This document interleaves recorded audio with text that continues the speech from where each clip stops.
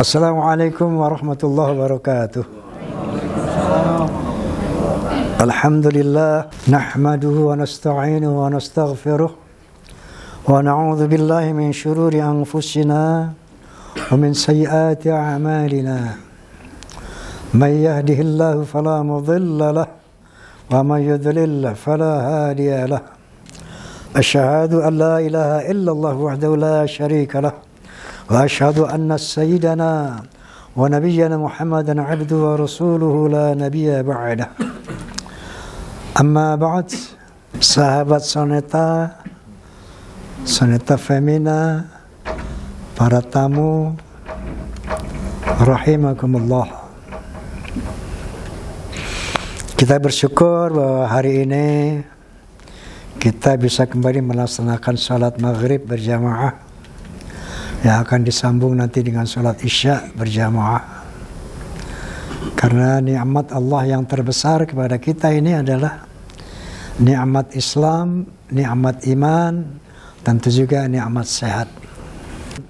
As-sihhatu aghallu minad dunya wa ma fiha. Sehat itu lebih mahal dari dunia dan isinya. Jadi sehat yang Allah berikan kepada kita hari ini sehingga kita bisa berkumpul kembali melaksanakan ibadah salat maghrib berjamaah, itu sesuatu anugerah yang luar biasa yang wajib kita syukuri.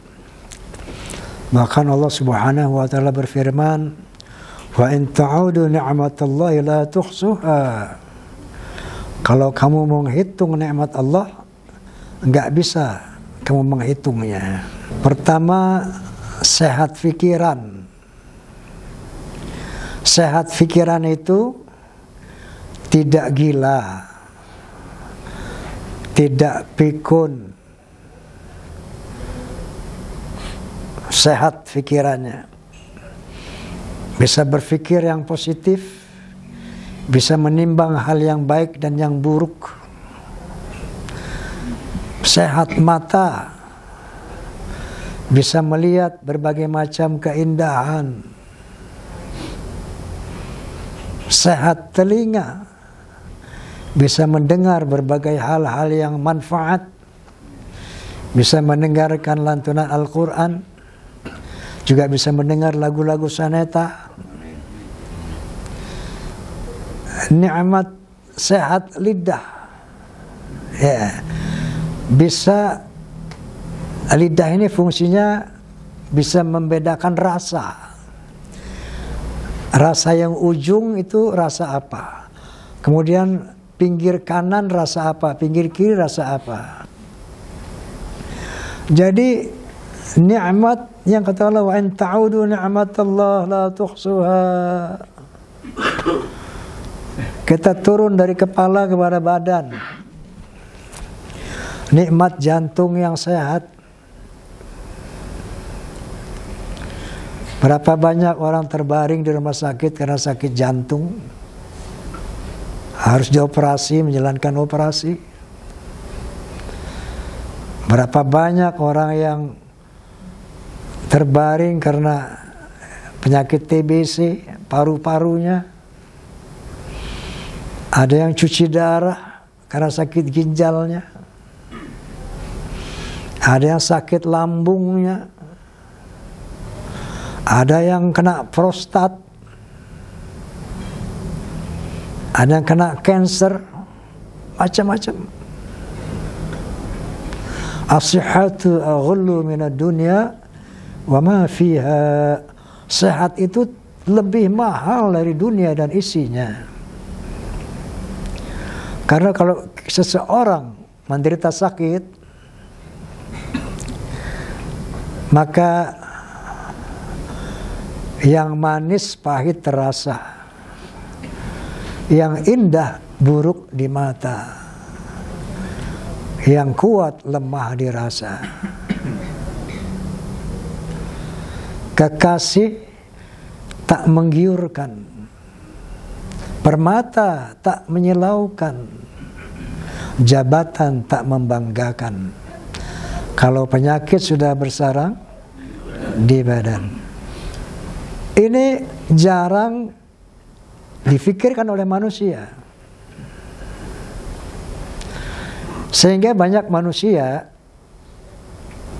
yang mengeluh karena hal-hal yang sepele.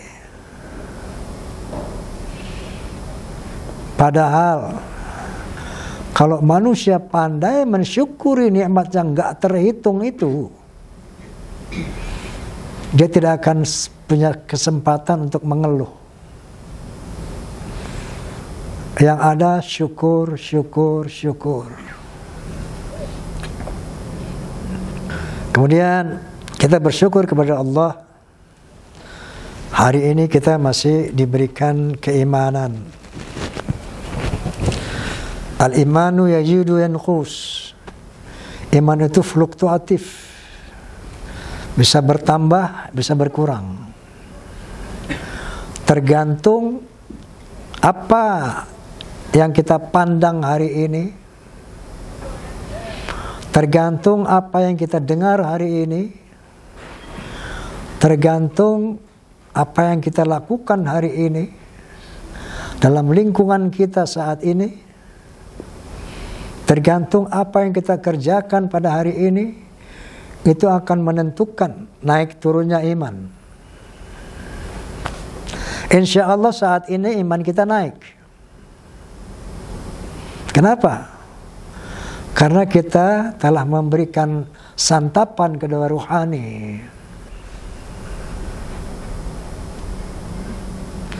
Apa itu ruh? Ruh itu bagian daripada unsur Allah Subhanahu wa ta'ala. Jadi unsur Allah, ruhullah, sebagian ruhullah ada pada diri kita. Sebagaimana firman Allah Subhanahu wa ta'ala, فَإِذَا سَوَيْتُهُ وَنَفَخْتُ فِيهِ مِنْ رُوحِي. Ketika aku sempurnakan janin di dalam rahim, maka aku hembuskan sebagian daripada ruhku. وَجَعَلَ لَكُمُ السَّمْعَ وَالْأَبْصَارَ وَالْأَفْئِدَةَ. Maka dengan ruhku itu, kamu bisa mendengar, bisa melihat, bisa berfikir. Jadi salah satu unsur dalam tubuh kita adalah ruh, ruhullah. Ada sebagian ruhullah. Makanya Allah Subhanahu berfirman, "Wa laqad khalaqnal insan wa na'lamu ma tuwaswisu bihi nafsuh." Sesungguhnya akulah yang menciptakan manusia. Maka aku bisa mendengar apa yang dibisikkan oleh hati manusia. Kenapa? Wa nahnu aqrabu ilaihi min hablil warid.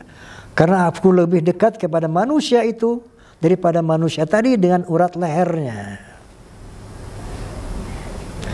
Ini urat leher kita nih. Manusia yang mana? Manusia itu aku. Kalau yang Anda lihat di sini kerajaan Roma Irama, bukan Roma Irama. Roma Irama ada yang di dalam jasad ini. Namanya aku, si Roma. Urat leher, kandangnya Roma. Kalau dalam komputer apa? Hardware. Softwarenya, dalamnya si Roma, aku. Kata Allah, aku lebih dekat kepada si Roma daripada Roma dengan urat lehernya. Paham? Kenapa? Karena aku telah hembuskan ruh ke dalam fisik Roma ketika dia disempurnakan di dalam janin ibunya. Maka dengan ruhullah itu kamu bisa mendengar, bisa melihat, bisa berpikir, bisa bergerak dan sebagainya. Dengan demikian, kalau orang sudah menyadari siapa dirinya, dia akan menyadari siapa Tuhannya. Sebagaimana Nabi sallallahu alaihi wasallam bersabda, "Man 'arafa nafsahu faqad 'arafa rabbah." Barang siapa yang mengenal dirinya, Dia akan mengenal Tuhannya. Tadi saya sudah katakan, yang mana kita, aku, yang di dalam kerajaan ini. Ini kerajaan Roma.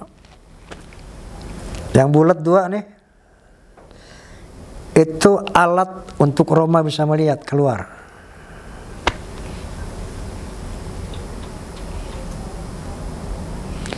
Telinga yang luar nih, alat untuk si Roma bisa mendengar informasi apapun.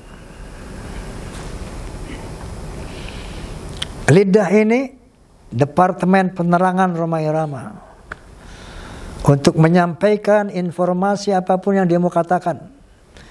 Yang ngomong si Roma di dalam, tapi alatnya, penyampainya lidah ini. Semua yang menggerakkan Roma. Yang memerintahkan tangan, tuh, si Roma.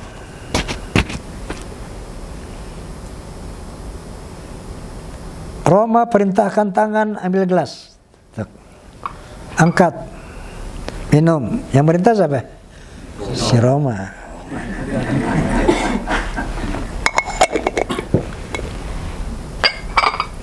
Alat Roma. Prajurit Roma, anak buah Roma yang siap diperintah oleh si Roma. Begitu ya kaki. Rakyat Roma, tentara Roma siap melakukan, mau kemana aja Roma, siap laksanakan. Makanya Allah berfirman, Al-yawma nakhtimu ala afwahihim wa tukallimuna aydihim wa tashhadu arjuluhum bima kanu yaksibun. Pada hari kiamat, pada hari akhirat, nanti mulutmu kukunci, nggak ngomong kamu.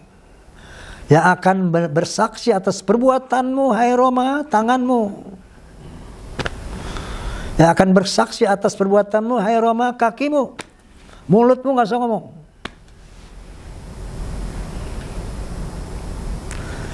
Wa qala li juludihim lima syahidtum alaina. Wa qalu li juludihim lima syahidtum alaina. Bahkan nanti orang bertanya di akhirat kepada kulitnya, kulit, kok kamu bisa memberi kesaksian kepada Allah? Bagaimana bisa? Dia berkata, aku bisa bicara sebagaimana Allah memberikan kebisaan bicara kepada yang bisa bicara.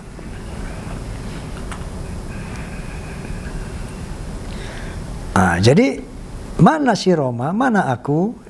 Di dalam sini yang kalian lihat kerajaan si Roma. Bukan karena itu Roma dibilang raja dangdut, bukan. Kerajaan-kerajaan kalian, bala tentara kalian, prajurit kalian yang siap diperintah oleh kalian di dalam.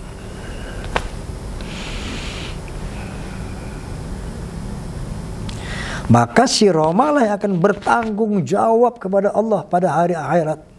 Apa yang diucapkan mulutnya, apa yang dilihat mata ini, apa yang didengar kuping ini, apa yang dilakukan tangan ini, apa yang dilakukan kaki ini. Nah, tadi Nabi bilang apa? Man arafa nafsahu faqad arafa rabbahu. Barang siapa yang mengenal dirinya, dia akan mengenal Tuhannya. Oke? Tadi kita sudah mengenal diri kita. Nah, sekarang yang mana Tuhan? Sigmund Freud, seorang analisa psikologi, dia ateis, nggak bertuhan. Tapi dia bisa menganalisa bahwa dalam diri ini ada 3 unsur. Dia mengatakan tubuh manusia ini 3 unsur. 1 namanya ego, 2 super ego, 3 id. Super ego, ego, id.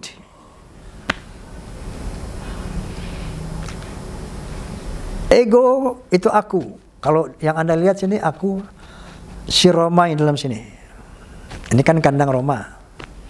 Ego itu yang di dalam sini, si Romanya. Jiwanya, itulah jiwa. Nah,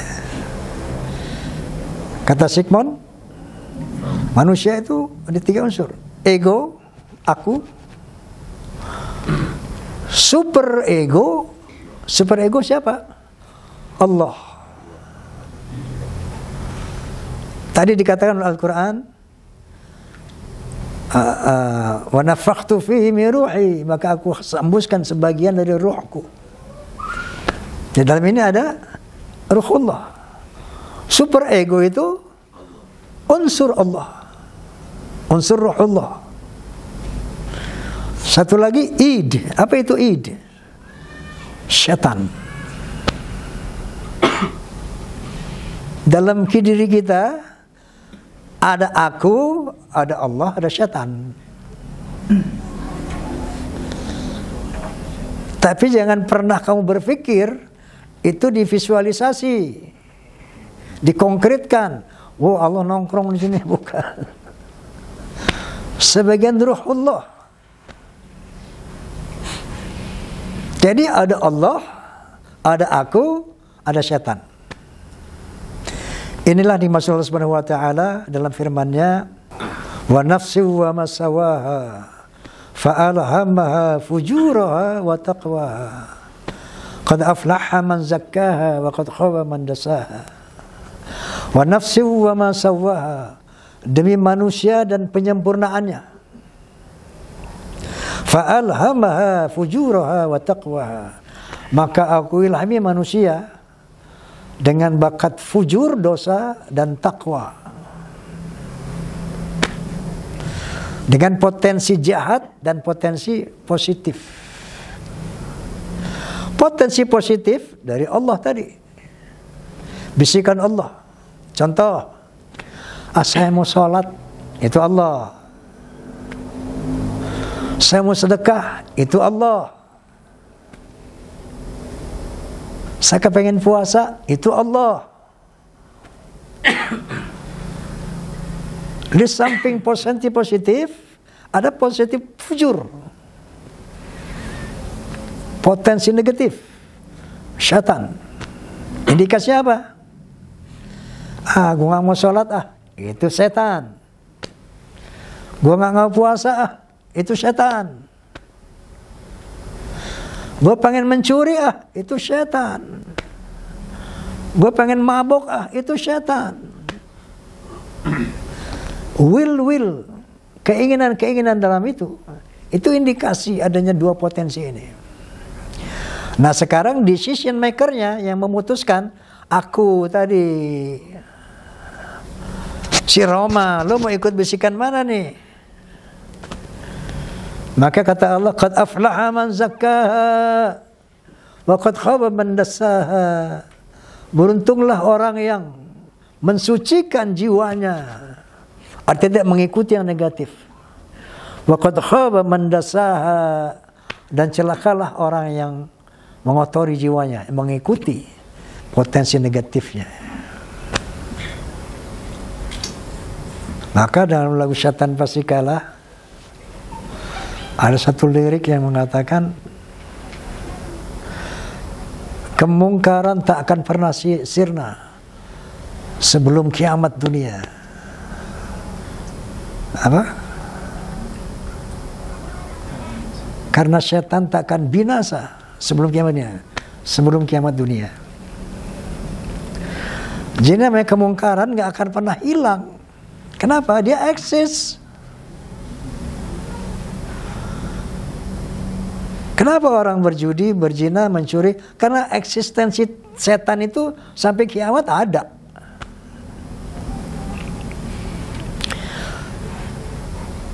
Nah setan itu sifat. Lalu fisiknya apa? Fisiknya jin atau manusia?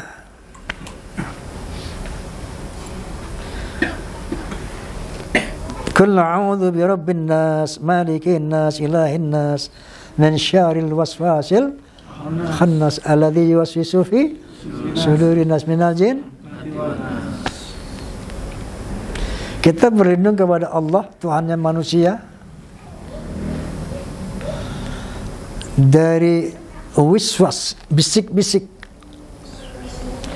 minal jinnati wan nas, dari bangsa jin dan bangsa manusia.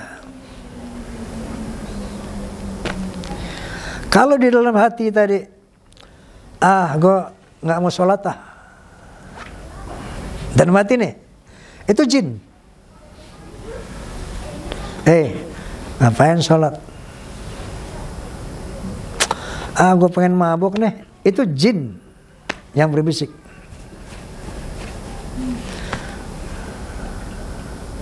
Ada lagi setan bentuknya manusia.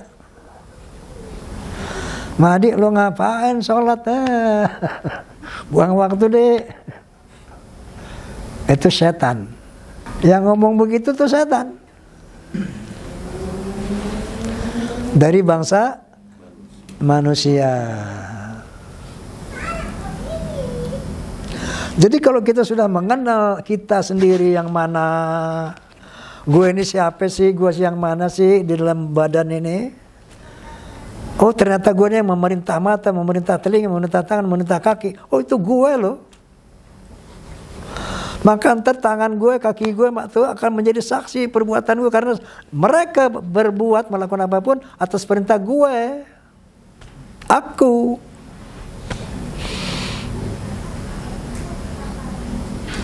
Kalau kita sudah kenal aku, maka kata Nabi, kita akan mengenal Tuhan. Yang tadi itu super ego yang kata Sigmund Freud. Yang mana Tuhan Allah? Bisikan positif tadi. Zat hidup di dalam diri manusia itu Allah. Komputer lah satu analogi. Hardware, fisiknya tuh. Dalamnya software yang bisa diinstal macam-macam tuh. Mau baik mau buruk apa bisa tuh. Berita baik, berita buruk bisa installen. Ya. Komputer, hardware dan software nggak dicolokin ke listrik, hidup nggak? Nggak bisa berfungsi kan? Itulah perumpamaan Allah, jiwa dan badan. Badan kita ini hardware-nya, software-nya yang bisa menerima info apapun itu aku. Paham? Setrumnya Allah. Kita dicolokin hidup, maka kita hidup.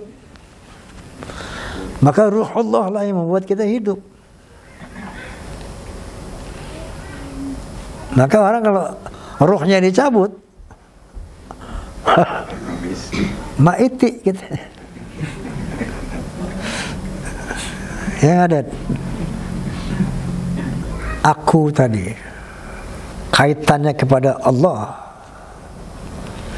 Itu yang disebut iman.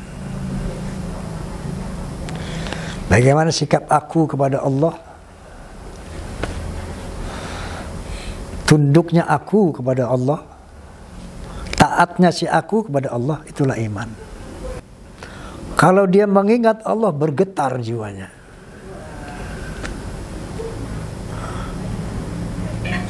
Si Roma itu di sini kalau disebut Allah bergetar jiwanya. Artinya respon. Wa idza tuliyat 'alaihim ayatuhu zadatuhum imana. Kalau dibacakan ayat-ayat Allah bertambah imannya. Saya mau tanya kamu. Saya mau tanya. Saat saya bicara ini bertambah nggak iman Anda? Bertambah. Bertambah nggak? Itu indikasi orang beriman. Wa idza tuliyat 'alaihim ayatuhu zadatuhum imana. Tanda kedua. Innamal mu'minuna alladzina idza dzukirallah wajilat qulubuhum. Kalau didengar nama Allah bergetar jiwanya. Kalau disebutkan kalimat Allah bertambah imannya.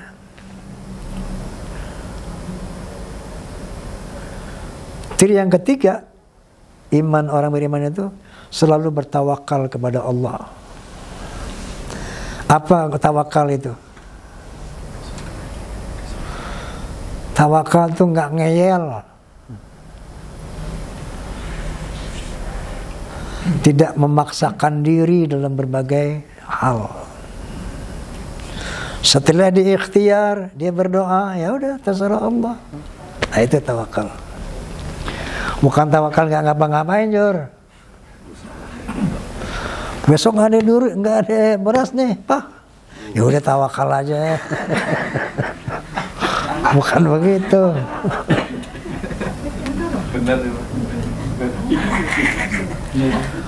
Tawakal itu setelah ada ikhtiar dan doa, baru tawakal.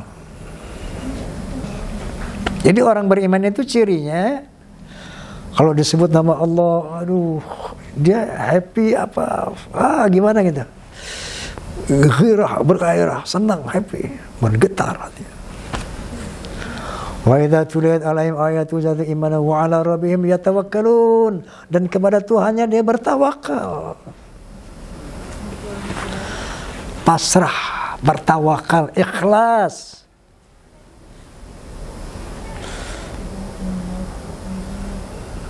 Habis show nih Madi, nggak dibayar sama Joma, ikhlas, ya nggak? Tawakal.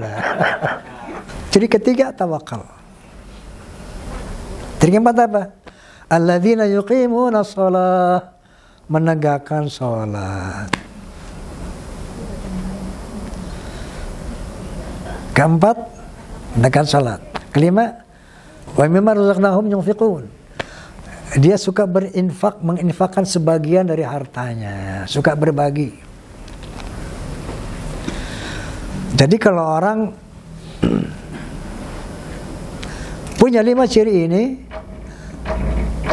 ulaika humul mu'minuna haqqan, itulah orang beriman yang sebenarnya.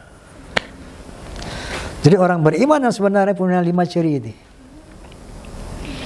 Idza dzikrullah wajilat qulubuhum, kalau dia mengingat Allah bergetar hatinya. Wa idza tuliyat alaihim ayatuhu zadatuhum imana, kalau mendengar firman Allah bertambah imannya. Wa ala rabbihim yatawakkalun, kepada Tuhannya dia bertawakal. Alladzina yuqimuna shalah, yang menegakkan salat. Wa mimma razaqnahum yunfiqun, suka berbagi. Kalau berinfak itu bukan orang kaya aja. Saya ini Andre, ini teknisi kan namanya Andre nih, teknisi kan. Ini Roma Irama nih bosnya Andre. Ya betul nggak Andre? Yang wajib sedekah itu bukan Roma doang, ente juga. Jangan orang miskin berpikir, wah yang wajib berinfak ini orang kaya aja kita. Ya, enggak begitu. Kalau orang arti berinfak kata adalah yang fikuna, yang menyisihkan sebagian hartanya. Kita punya 1000, masih bisa sedekah nggak? Masih bisa. Cepet tuh. Gue punya 1000.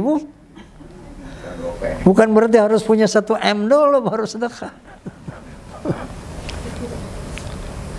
Nah itu orang beriman begitu. Wa mimma razaqnahum yunfiqun. Sekarang saya mau tanya, orang yang gajinya sebulan 1 juta, ngasih duit 100.000 infak, sama orang konglomerat triliunan ngasih duit 1 M, gedean mana pahalanya? Gedean yang 100.000. Jadi bukan dari nominal ya. Jadi ente jangan rendah hati sama orang kaya. Wah dia enak kaya tuh, pahalanya gedean, dia bisa nyumbang MM-an. Gue nyumbang kemarin di masjid cuma 20.000. Kalau duit lo cuma cepet-cepetnya 20, gede tuh. Pahala lo besar itu. Lo korbanin tuh 5%. Ya enggak? Nah, begitu. Jadi jangan merasa orang-orang yang bukan miskin lah ya, wah yang berinfak tuh orang kaya doang, kamu kagak gitu kan. Astagfirullahaladzim. Nah jadi setelah beriman apa kata Allah? Jadi Allah akan berikan ampunan, akan memberikan rezeki, akan berikan apa bagi orang yang beriman itu. Masya Allah. Nah jadi kesimpulannya, mari kita senantiasa mengenal diri kita supaya kita mengenal Allah. Ya nanti kapan-kapan di mana selalu sadari itu. Sehingga kita nanti mencapai tingkat ihsan. Islam, iman, ihsan. Apa itu Islam? Orang Islam itu ketika dia mengatakan asyhadu an la ilaha illallah wa asyhadu anna muhammadar rasulullah, Islam. Begitu dia melaksanakan syariat Islam, naik tuh iman. Puasa dia, sholat dia, zakat dia, haji dia, naik iman. Selebihnya harus mencapai ihsan. Apa itu ihsan? An ta'budallah ka'annaka yarahu fa illam takun tarah fa innahu yarak. Beribadah kepada Allah seakan-akan dia melihat Allah. Yang pasti kamu akan melihat, tidak bisa melihat Allah, tetapi yakinlah bahwa Allah melihat kamu. Ini ihsan. Jadi merasa diperhatikan oleh Allah. Karena apa? Sebagian ruh Allah ada sama kita. Dimanapun kita berada, di situ ada Allah.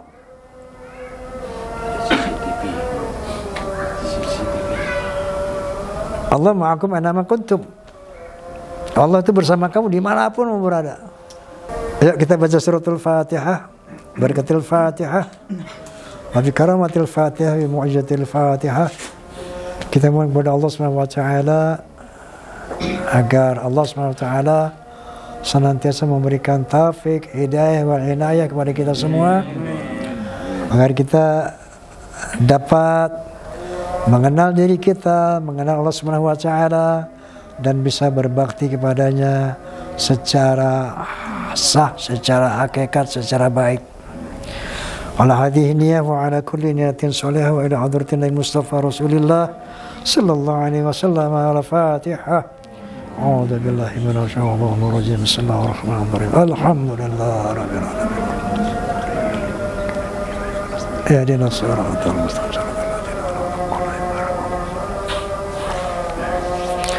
Wallahul muwaffiq ila aqwamit billahi taufiq wal hidayah.